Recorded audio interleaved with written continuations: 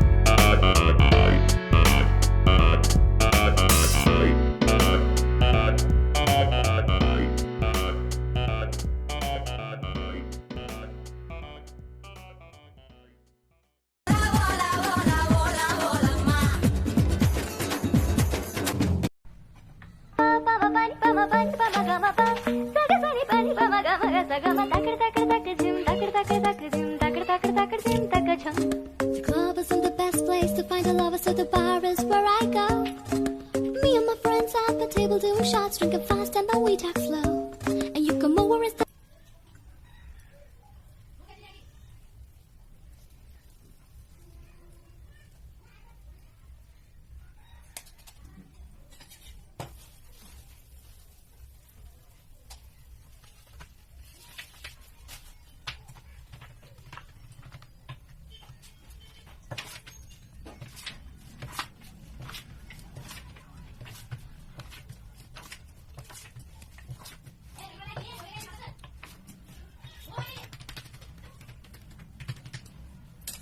നമസ്കാരം, ഞാൻ മൃണാൾ.